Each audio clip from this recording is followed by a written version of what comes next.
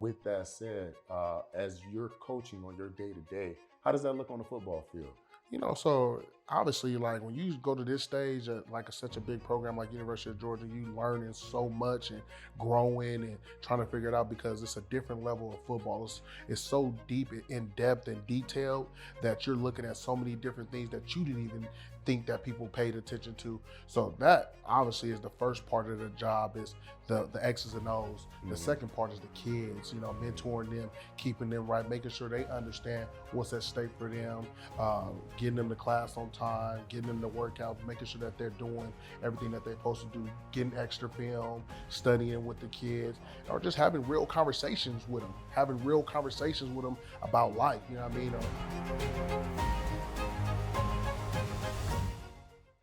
Hello and welcome to the Prepare to Compete podcast, where we talk all things VA benefits, real estate, and entrepreneurship. So today's episode is a testament to more in a promise story, which transcends boundaries, connects dots between desperate worlds, and brings forward a narrative that's much about conquering adversity as it is scoring touchdowns. Okay, I really have the honor, right, of welcoming one of our esteemed guests, who's not only a playbook architect on the football field, but also is a life strategist in the classroom.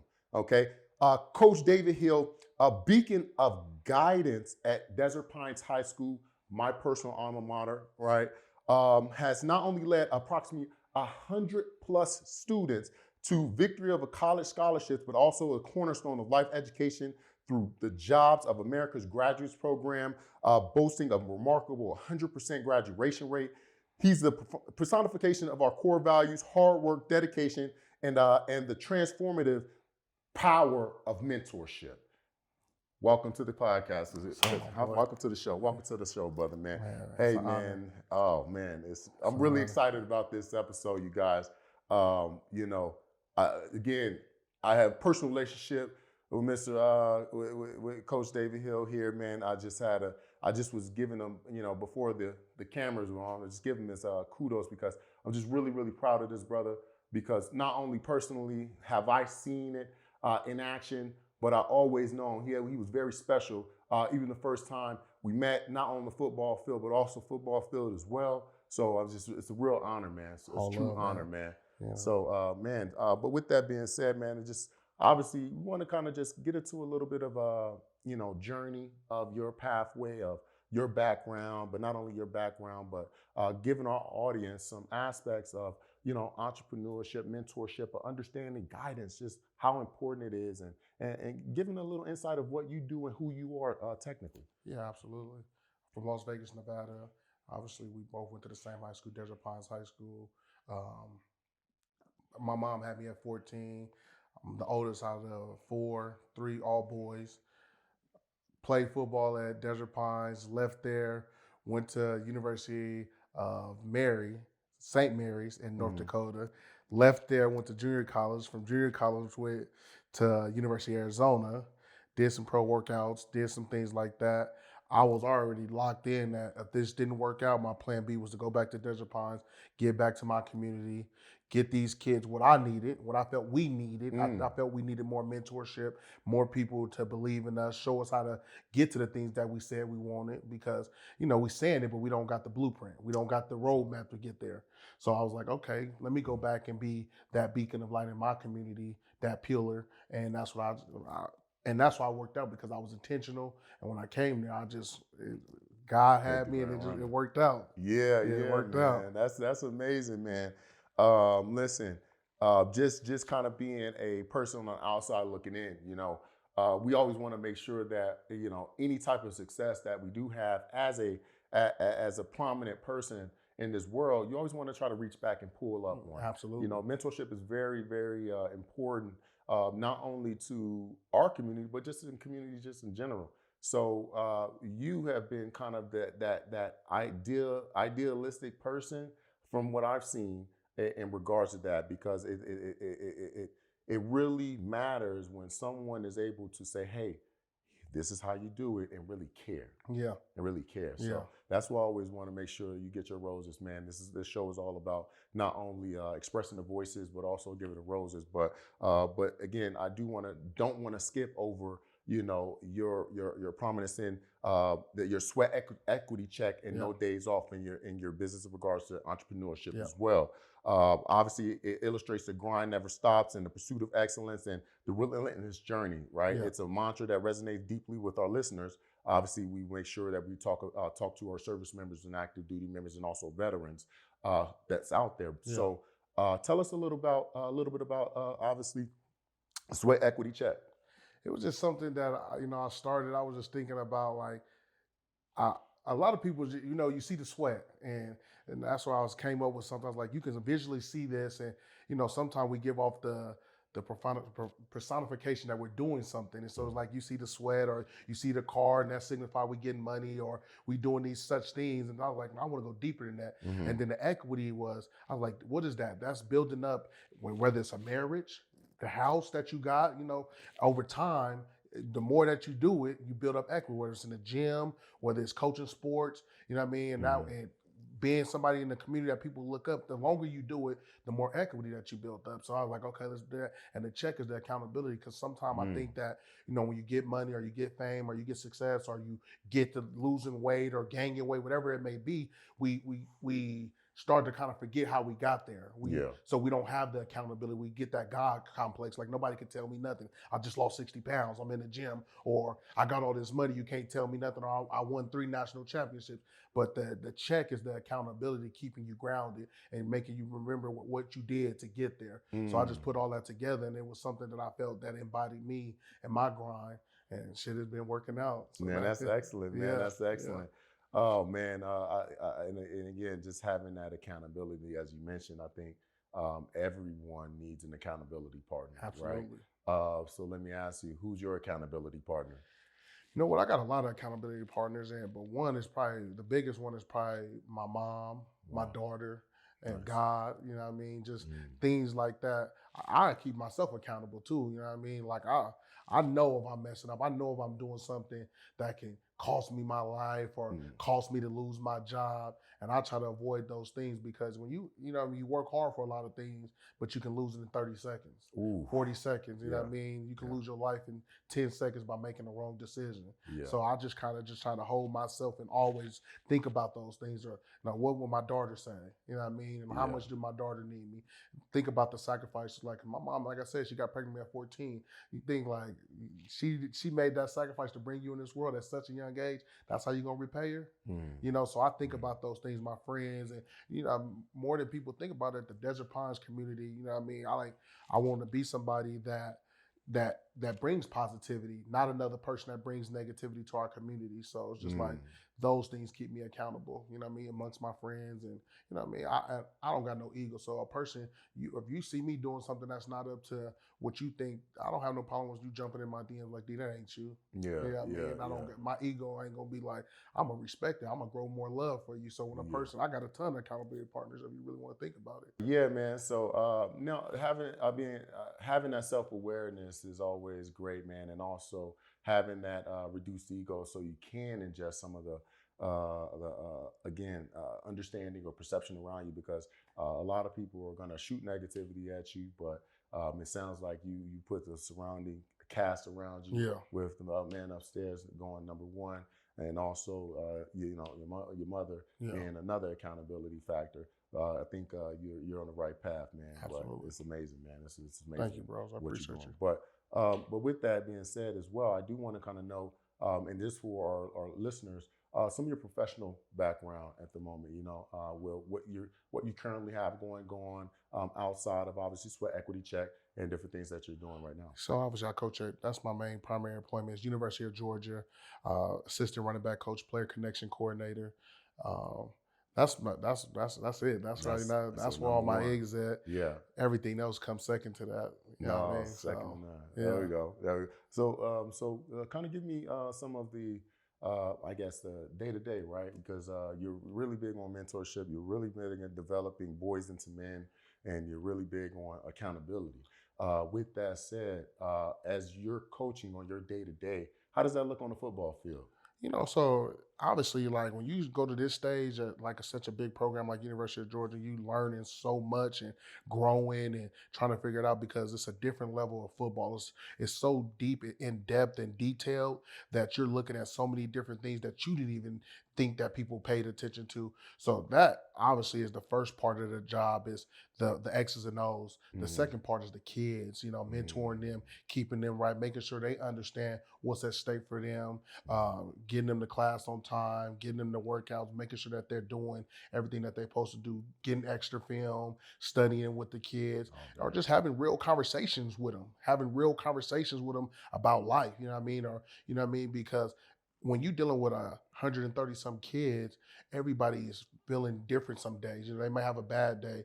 They may be feeling insecure about somebody else doing good. Mm-hmm. And so you just kind of redirect that energy and keep them in their lane, keep them positive, making sure that they understand things from not just the surface level, but deeper than that. So that's the job on a day-to-day basis, is just keeping everybody, getting us to the finish line. And, and I hang my hat on the mentorship and being positive, letting these kids know that they love, because they're away from their family. They don't got their mom, dad, and they support system. We become their support system. So it's like, it's important for me and my colleagues and everybody in that building to give them love and continue to help raise them, because this is where the village come in at. This is the part where the village is taking over. These people have entrusted their kids with us. So now you uplifting them, telling them, you can do this, or redirecting like negative or bad energy or, bad behavior. No, that's not how you handle the situation. You may be right, but that's not how you handle it in the real world. No, and that's amazing. And a part of a main portion of our content or our show that we provide is entrepreneurship. And in entrepreneurship, there's leadership, right? And leadership and mentorship, it is very valuable, right? Mentorship is not necessarily leadership, and leadership is not necessarily mentorship, right? We would think they will be very synonymous with one another, which actually they are, but they aren't at the same time. Absolutely. Because you can be a mentor that's doing things totally wrong in your real life, but your mentor is somebody that is and giving them the great direction. But as a leader, you talk that talk and walk that walk, absolutely. Right? So it's just great to be able to see that's what you're doing. So, but with that, a lot of our listeners are active duty military veterans, and also business expiring business owners and also business owners now.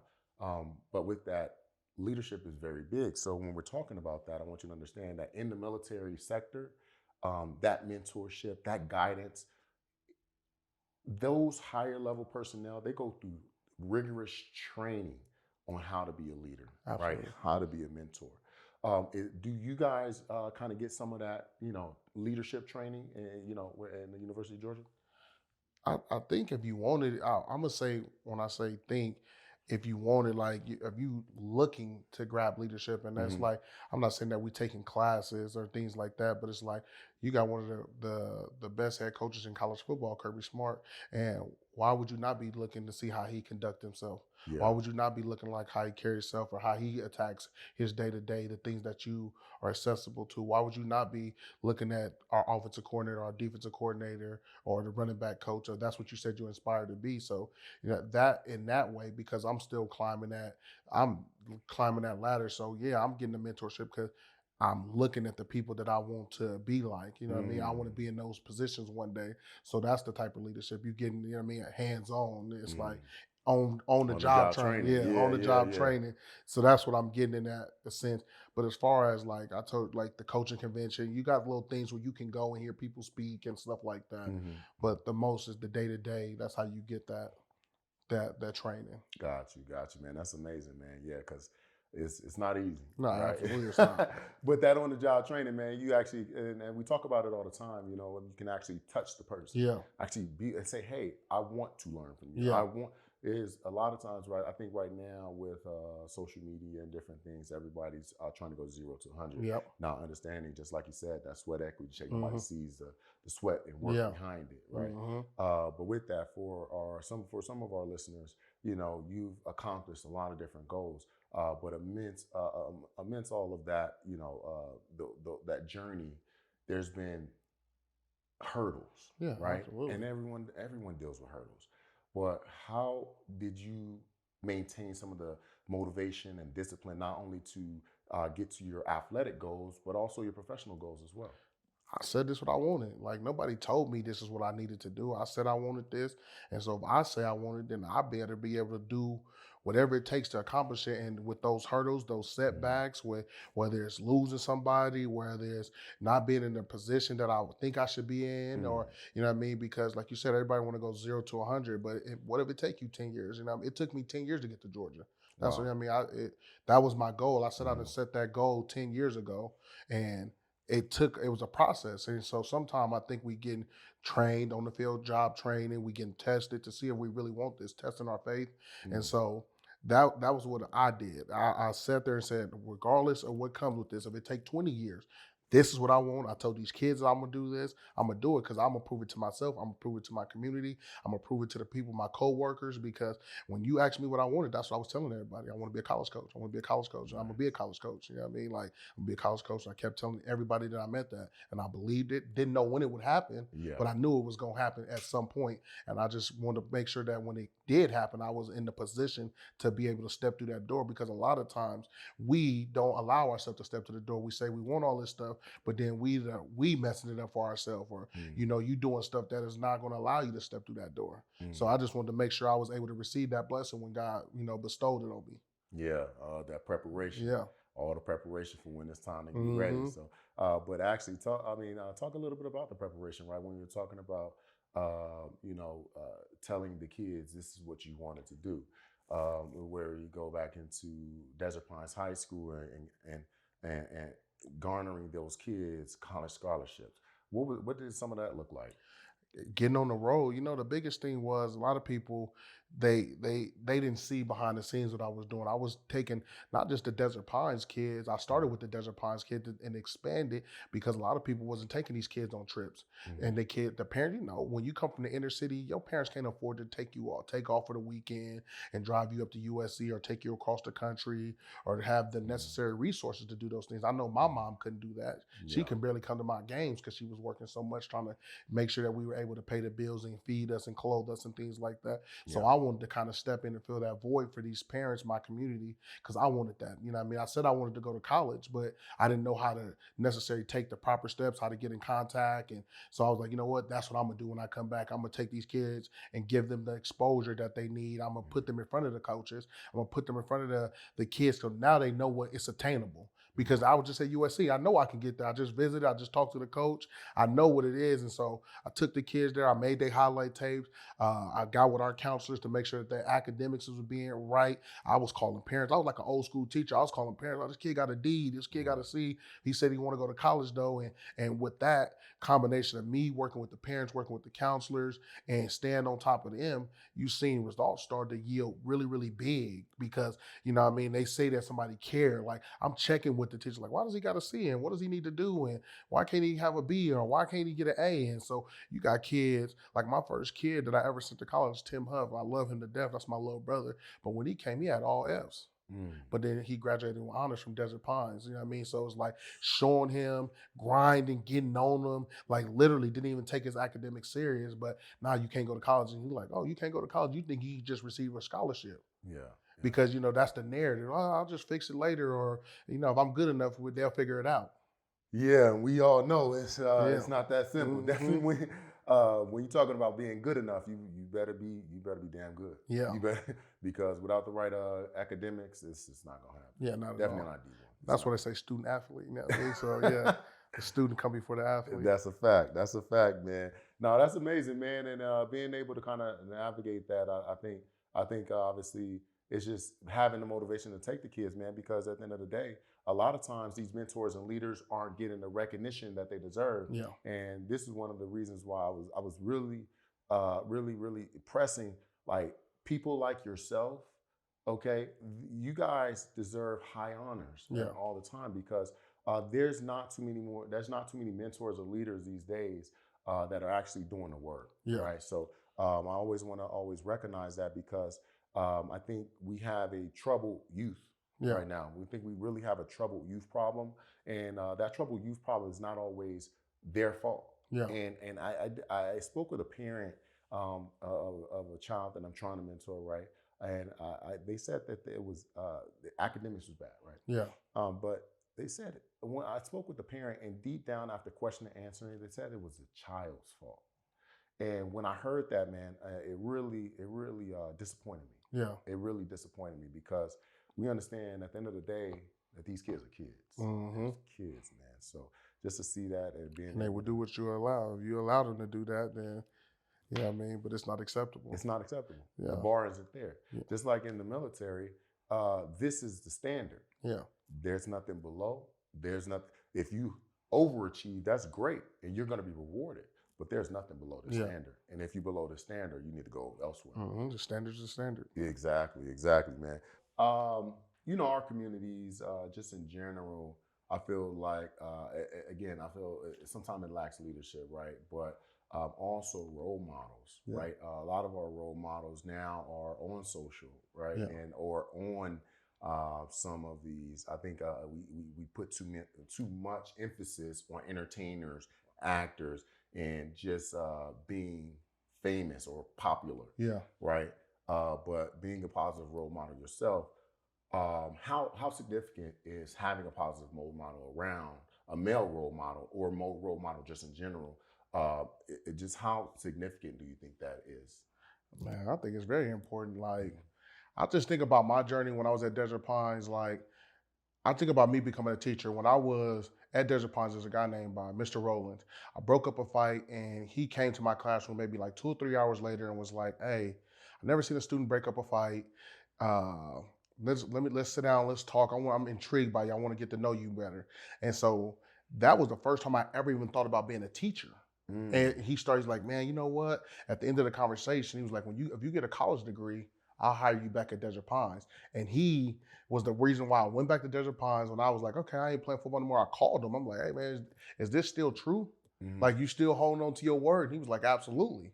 So he did everything possible to help me become a teacher. And that was one of my role models. But, through just my life upbringing, a lot of the things that I've accomplished been because of role models or people that I envision myself being like, you know what I mean? So I was visually seeing them and they was in arm's reach. It wasn't nobody that was, I seen on TV. It was people actually in my community that I was like, okay, this is a successful person. It was a counselor, Mr. Walker at Desert Pines. He said some things to my mom like, "Hey, Hill is a great person, but he just stay focused on his academics." And that right there helped my mom like, "Man, we ain't playing around with your academics." And like the standard is straight A's, like nothing lower than that. A B at minimum. It was not C's wasn't acceptable. Like, just because I had that conversation with that guy, he didn't even know he changed the trajectory of my academics. Wow. So, it was just different people that I seen that really made me be like, okay, like this the standard, this what a good man looked like. And I didn't know what was going on behind the door, but they was being role models to me. They was stepping up and telling, because I didn't have no father. I didn't have a dad. So they was filling the void and telling me like, and I was listening to everything because I needed that father figure in my life. So, and I didn't want to, because the people that was the father figures in my life, they were like my uncles, but they were going to prison. They'll be around for 5 years, then go to prison, then they not there. So I would like lose faith in them, I guess I would say. So then these people were consistent. They were in the classroom. They were doing something that was positive that I wanted to do with my life. So I was like, okay, I'm gonna follow suit. You know what I mean? Because they got the recipe.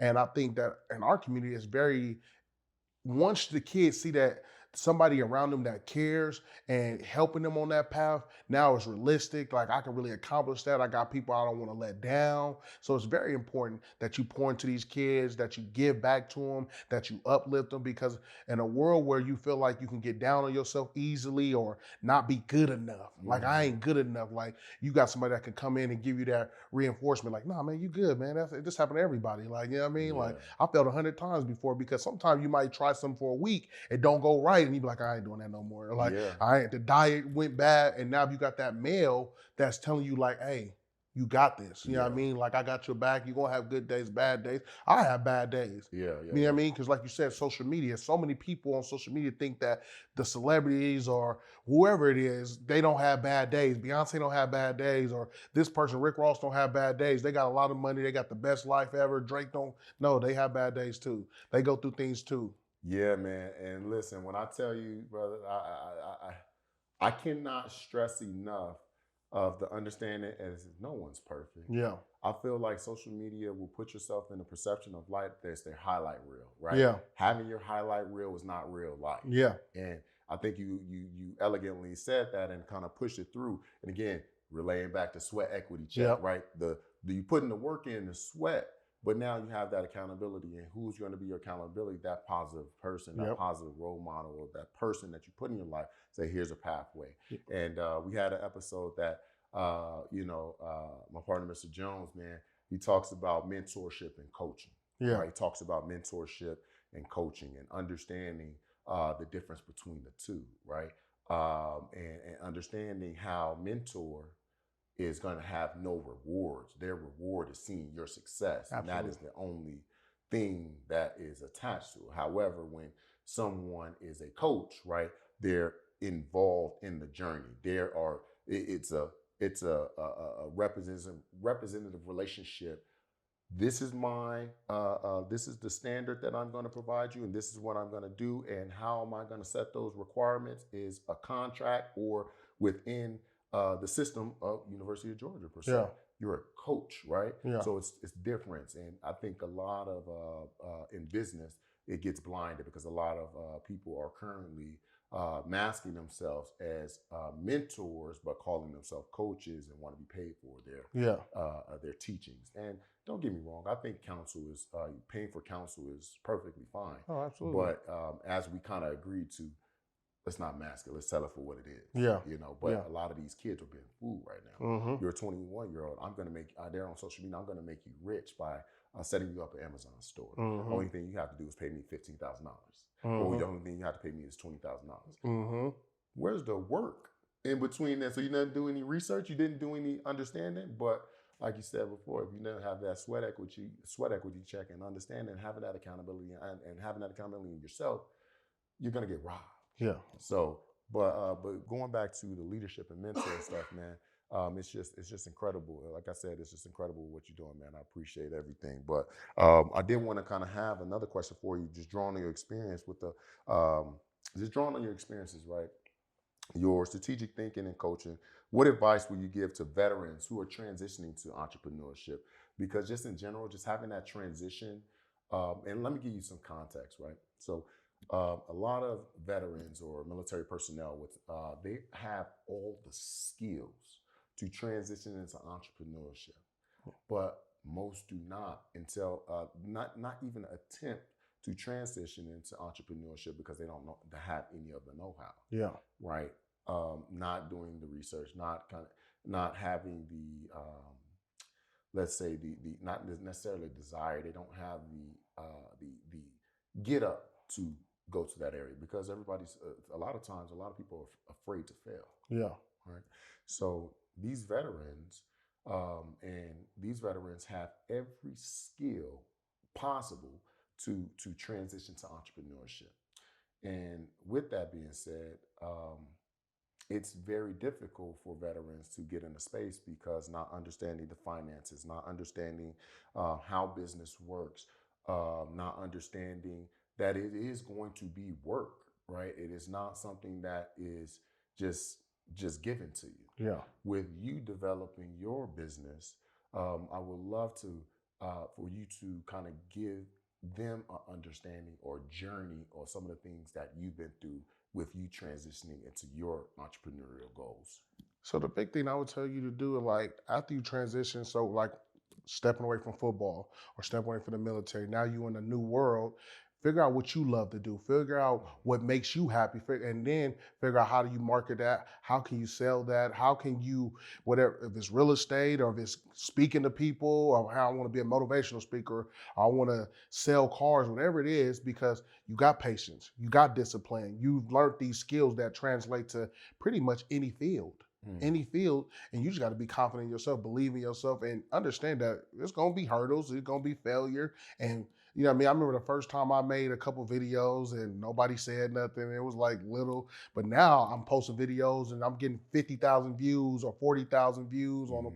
But it takes time and understanding that this ain't a microwave. Like, you know what I mean? It ain't no microwave, it's a crock pot. Like, you know what I mean? Like, I'm gonna put myself in this crock pot, I'm gonna slow cook it, and over time, I'm going to get out of it what I put in it, what I believe I can get out of it. A lot of people just thinking like, oh, I'm done.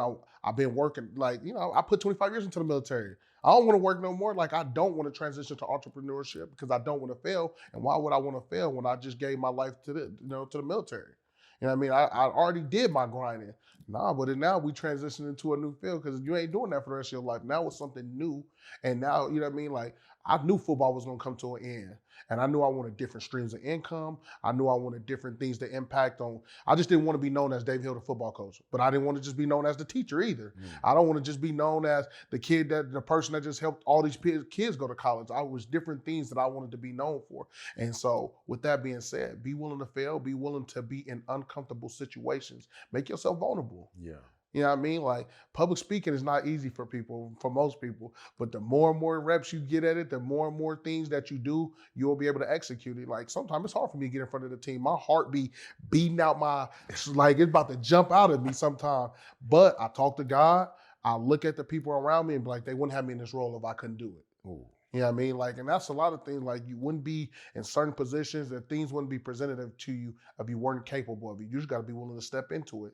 And that doesn't mean that it's going to be perfect, and it doesn't mean that there won't be no failure. If you embrace those things that come with success, because we see Elon Musk and Warren Buffett and Bill Gates, and we think that they didn't fail at nothing. We think that they just had it all figured out, and they just, oh yeah, they was instant billionaires. Nah, that's not how it goes. You know what I mean? You're going to take some lumps. Yeah, you definitely gonna take some You're taking L's, some man. lumps, but embrace the lumps though, Yeah. and use them as lessons. 100%. And like you said, I think a lot of people are understanding when they get out the military, right?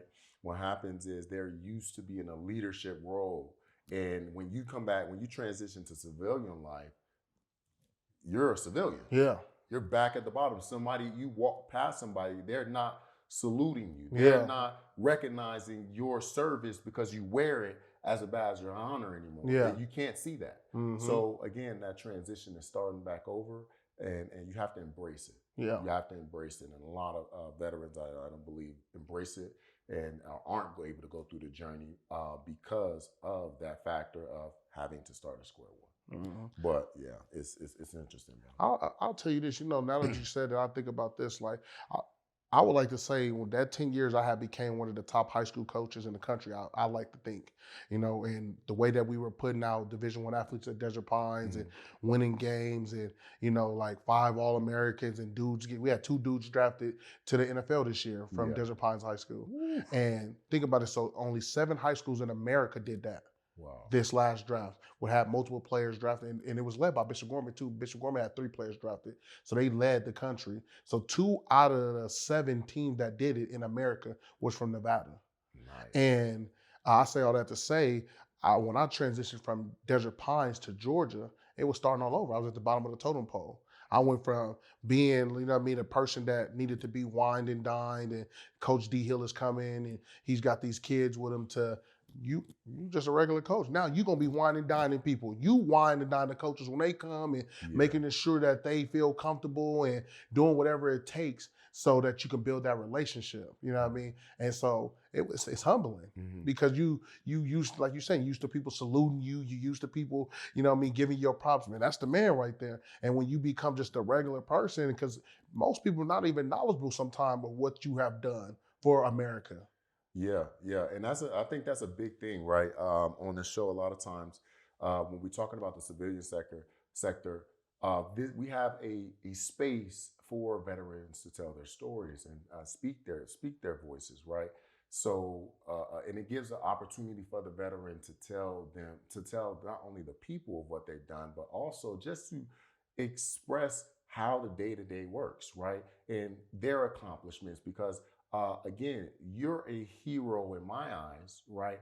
However, the rest of the world doesn't know what your heroic standards were or your heroic actions were. So we have that. So it's great to hear you say being here and being at the top and having to start back over was a humbling experience, but it was accepted because you knew where that was going to take you and where you know where it's taking you. Yeah, absolutely. But I think you touched on a lot of great points. But I don't want to skip over you being, again, the top coach in Nevada that I know, right? Yeah. I want you to talk a little bit about the accomplishments at Desert Pines High School in regards to athletics, in regards to academics, and for those kids. Because from what I see, again, I see and I understand it, but I want the audience to understand as well. Yeah, so you think about Desert Pines, 99% Latino minority school.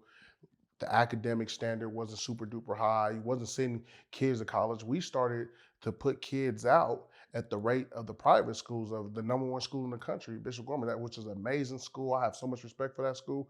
But we were, with our kids who are not eating, who are, not don't have the same academic success as these other kids, don't have the same support system, just trying to figure out where their next meal gonna come from some days, being advised to do so many different things. But now we're competing with schools, that private schools, and some of the richest people in Nevada kids go to the school, and now we're putting kids at the same rate as the private schools. We were able to get an Adidas sponsorship because they were able, and they sponsored the whole school. They sponsored the Wow. whole school, and that just was with me. I went and walked up to a representative, which is funny though. They had came to see Bishop Gorman, and Bishop Gorman had just signed a Nike deal, and I had went up to this dude, and I was like, "Hey man, you should come check out our school. We putting kids in college, and I know they just signed this deal. They ain't gonna sign. Come over here and check us out." And he came. He met with me, Coach Rod, who's the head coach at the time, still the head coach, and the principal.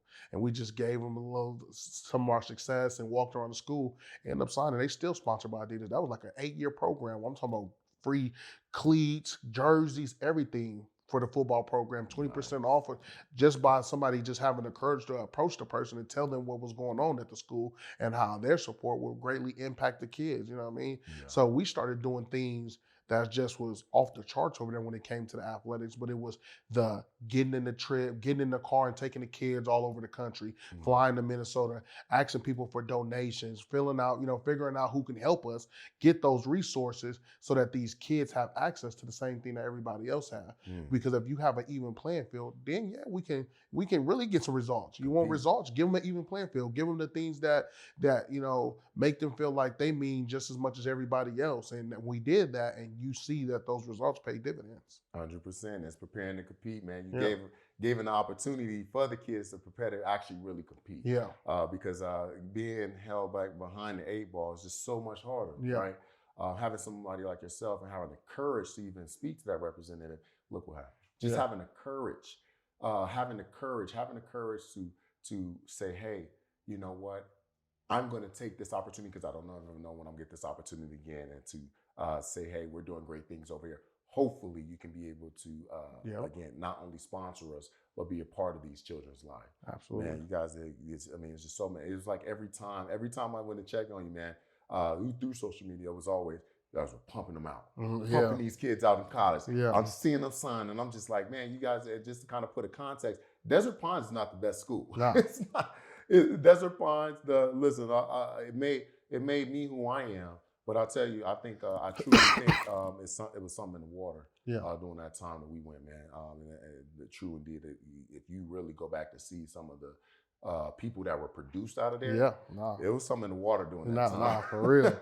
I love that school. Yeah, man. I got it tatted on me right here. I love it. Oh, dude. Yeah, I got the Desert Pines tab right here. I love it. Yeah. And the Jags. Shout out to the Jags. Oh, man. But yeah, man, I do have another question, man. Just being in the college atmosphere, right? There's been a lot of, controversy in regards to college athletes, NIL deals, and just all that stuff, right? But also a lot of controversial things that are going through with, D1 colleges, D2 colleges, HBCUs, and just college coaches, right? So I just wanted to know, like, how does coaching just in general at large in an elite football program that you are at the University of Georgia compare with basically coaching in more of a format of an HBCU, right? How do you think these experiences would differ shaping young men? So just taking your experience at University of Georgia, but then also placing that same experience as someone that may not have the resources of a HBCU or a D3 college, how does that differ in shaping these young men? I don't know if it changes how you shape them.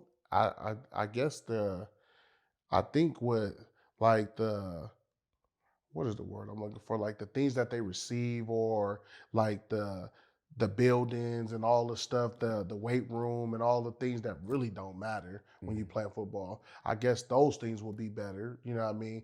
Because they have more resources, you know what I mean? It's the more resources you have, you think about Bishop Gorman, like I'll go back to that, Mhm. versus a Desert Pines. Well, we don't got those resources, so our weight room don't look like this. Bishop Gorman weight room look like better than some colleges. Their stadium Sure look do. better than some colleges. Sure do. So it's like if you have these resources, it's still just like feel good, play good. You know what I mean? Like if you give me all these different things, it's like, well, my outcome gonna be different. And so I think that's the same concept with an HBCU versus, a Power Five or a Group of Five school. The more resources, the better chances you have of being successful. You know what I Mhm. mean? So it's like I don't know if it's shaping you differently because that the building doesn't do that. The jerseys don't do that. It's the man in those buildings that do that. The people that you're surrounding your children with. I send kids all over the country from D2s to NIAs to HBCUs, Mhm. uh, Bethune Cookman. I got them everywhere. You know what I mean? So I don't think that they're necessarily not being shaped and treated and loved on the same as we treat our kids at Georgia. Mhm. We just got more resources than that school. Nothing Mhm. more, nothing less. Yeah, that's nice. That's nice. It's good to hear because it's just so much controversy, man. I never played athletics at that level, right? But just being, in high school athletes and different things, it wasn't necessarily the like you said, the weight room, Yeah, and it was the mentality, yeah, right? Did you come in and put that? Did you put that work in a day? You know, however, I do think a lot of times the resources can get better people. yeah. You know, unfortunately, some of these people are just here just for the day, Oh yeah, right? absolutely, absolutely. But at the end of the day, it's kind of hard to shift out who's going to be here, who's really here for the children, and who's here for the program, and Yeah, who's here is going to kind of take it a long way. That's something I do think the resources kind of would play a big part in, because again, going back to leadership and mentorship, um, you're going to be able to get a better leader. yeah, absolutely. You know, Because the resource is money. Then at that point, it's like, who don't want more money though? You know what I mean? That true. everybody, that's like a big point. Like money is a lot. You know what I mean? It changes everything for people. So it's like, why would I not want to make millions of dollars? You know what I mean? If I'm doing the same job, why would I not want to make millions of dollars? Because at the end of the day, I'm still going to be impacting kids whether I'm doing it there or at this place. I'm still because that's who I am. True. I love these kids. I'm gonna impact them positively. But if I can get money so that my mom don't got to work hard or don't got to, she can retire, or my grandmother, could live a better life, or my child, why wouldn't I do that? You know what I mean? That's why we doing all this stuff anyway. If not, we would just do regular little jobs and, work paycheck to paycheck. But the goal is to, at least live luxury while you're on this earth, or, get to the finer things and enjoy it, be able to enjoy them, whenever that may happen. You know what I mean? Mhm. So yeah, I'm moving on too, regardless. Yeah, I'm moving on too if I get of the bag, right? Yeah. Yeah. Now, if the bag equal, then that's Yeah. different. You Yeah. know what I mean? Like I was presented multiple opportunities to teach at different schools Mhm. in Nevada. I never did it because I didn't want to be that token African American man taken from my community, uprooted and taken to these other places, and then other people get the benefit. I want to stay right where I was, where the community that I was in. You know Yeah, what I mean? yeah. So Yeah, man, that's a good segue, to be honest with you, because it gets into, you know, uh, again, the hot takes right now. yeah, It's been a lot of hot takes with Deion Sanders and coaching, and, the HBCUs and going to a larger school, university for more money. And again, this isn't, again, I love Deion Sanders and most respect to him. But in that similar situation at that time, I can tell you myself, I definitely felt a little disappointed, right? And it's not because that he left to another university, but it's because if it was a small piece that he felt as though that he gave up.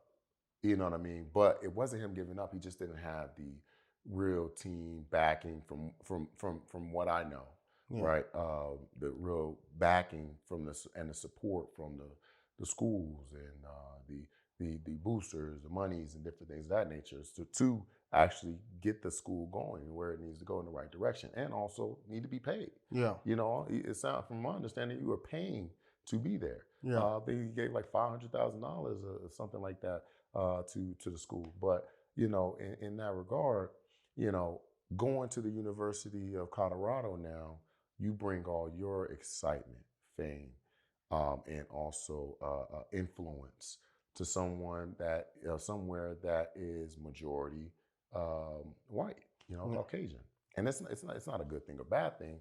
However, it's just something that happened that most people either are on the side of they like it or they dislike it. How do you feel about, you know, that situation? You know what, man? I coached with Coach Dion at the All American game when he was a high school coach before he Nice. went to HBCU. So I got to actually work with him, man. It's hard to tell somebody what's best for them. Mm. Like I can't tell you what's best for you. Like, you know what I mean? I can give you my advice, I can give you my opinion, but I'm not living that day to day. Like, you got to pay this mortgage. You got to raise your kids in this house. So if you want to upgrade and go live some on the other side because it's better for you, Yeah. more power to you. And I think a lot of times people just get so caught up, like, that's what he did for his career. People are entitled to do what they want for their career, what they see is best for their children. So if it's more resources, more money, why not? Or And not. people do it all the time because, you know, sometimes, but I think in our community, we hold people to this certain standard, like, nah, do it for your people or do it for this. No, I'm doing what's best for me. I need to Mm. do what's best for me, do what's best for my children, do what's best for my legacy. And if I feel that that's the move, then that's what I'm gonna do. Because you know what I mean. A lot of I just had a 1-year-old, and she don't live in Georgia. She live in Vegas still. Mm. But I feel like this is what I said I was gonna do, what I was gonna chase. So I went to Georgia, and you know what I mean. Like it's not to be selfish. It's what I feel I need to do to be able to provide her with the life I think she deserves. Mm. And you know, so with all due respect, I respect what he did. You know what I mean? And he had the courage to do it because he knew he was gonna take backlash, but he Mm. still did it, and he's paying dividends. And you know what I mean? So that obviously it's been it was blessed by God in my eyes because it's had some success. You know what I Mm. mean? And Mm. so I don't got nothing. That's my take on it. Yeah, because it's interesting, right?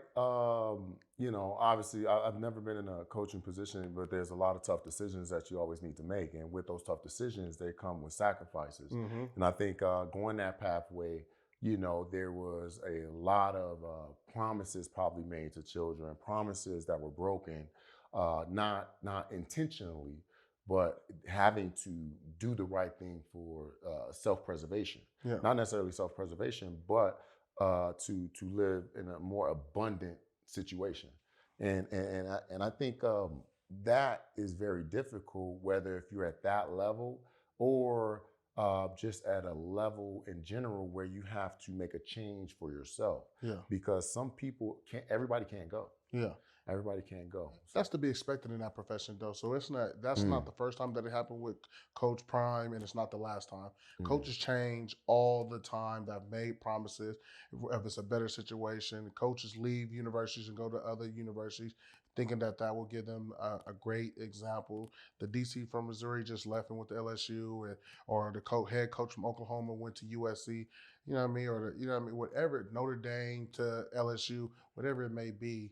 That's okay. Like, you know what I mean? You made promise. That ain't uncommon. And I don't think it should be magnified in his situation. that's You know what I mean? Every single profession, every person that changes jobs or get promotions have told children that they were going to be there. But hey, this opportunity came, and if you really care about that person, and you say, if I say I love you, and regardless of what is at stake, if I say, hey, this is what's best for me and my family, if I love you, why am I not? I should be happy for you.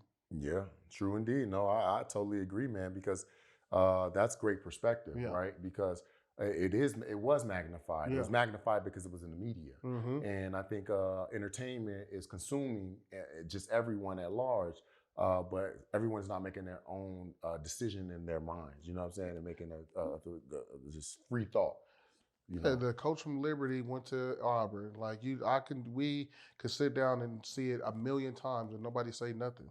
Mm-hmm, And mm-hmm. nobody say Yeah, absolutely true. nothing because it's easy to have a target. It's easy for them to get on him on his case. Yeah. It's easy to do that.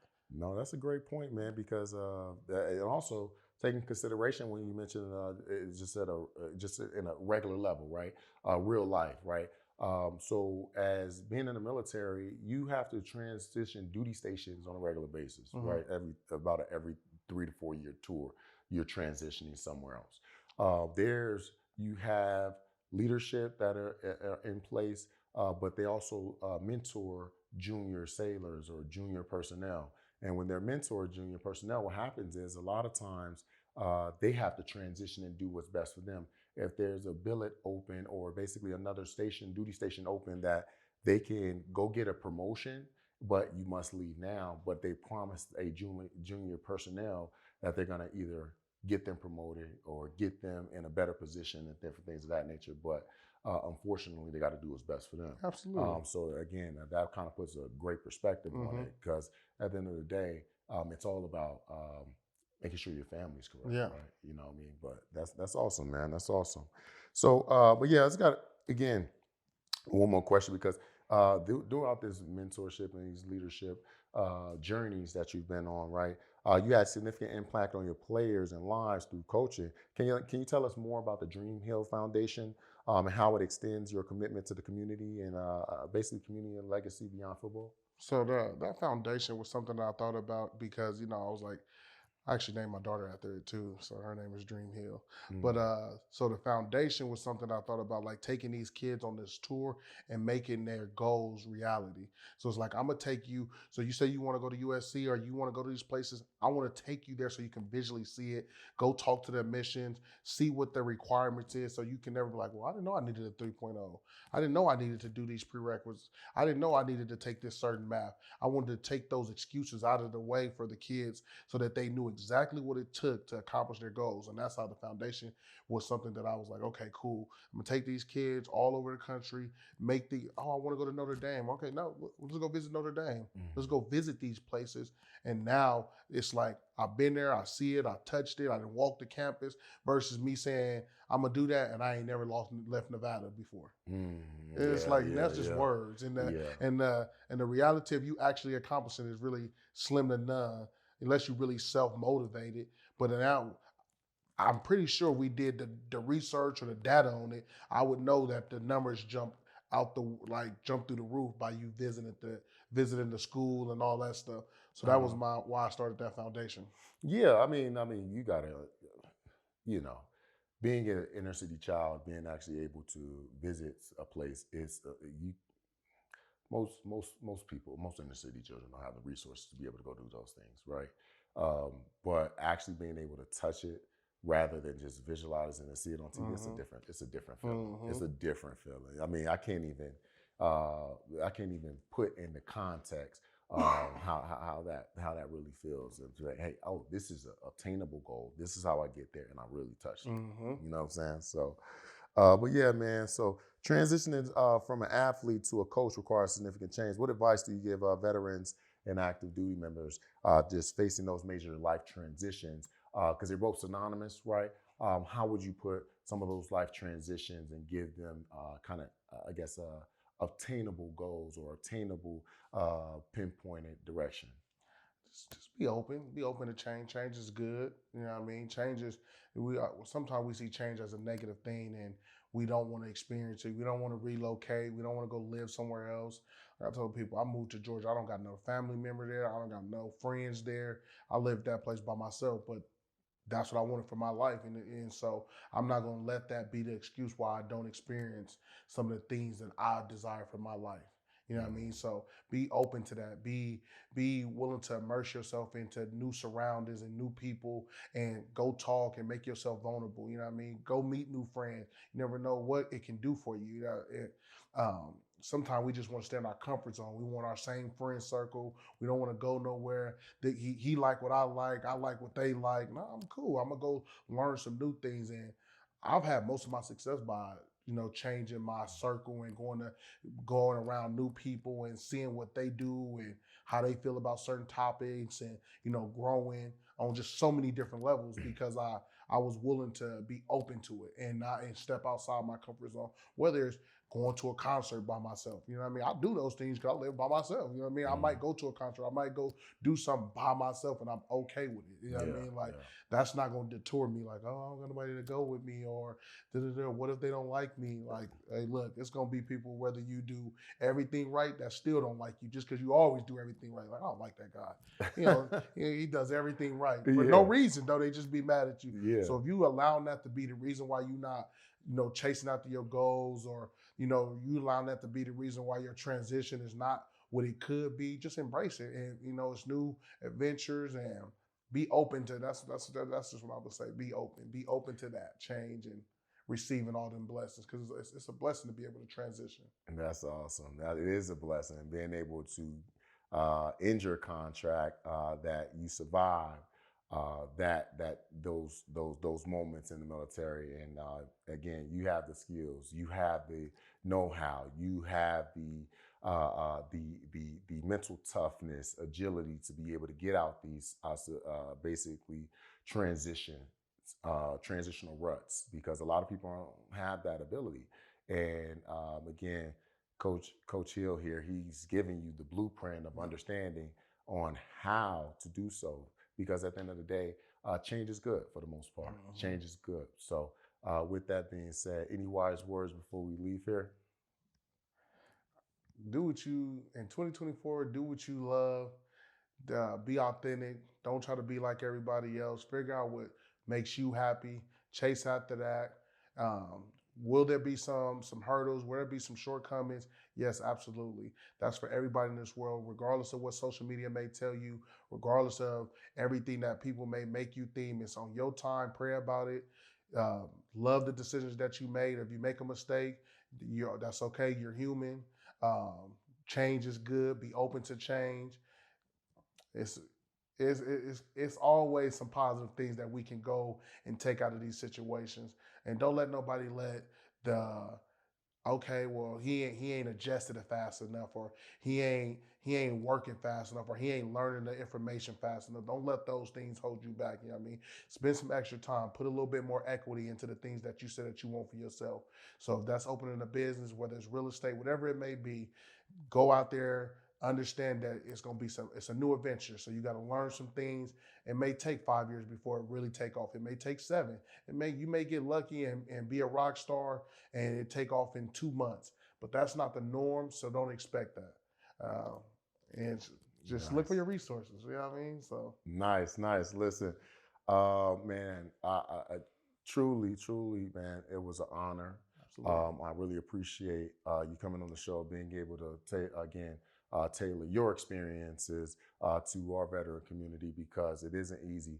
And having a mentor and a leader like yourself to be able to come on our show, to be able to give them guidance, to be able to give them understandings, to be able to give them education, it has been nothing but an honor, and I really appreciate you, brother. So with that being said, we want to continue to prepare to compete, and we're out. So thank you guys so much.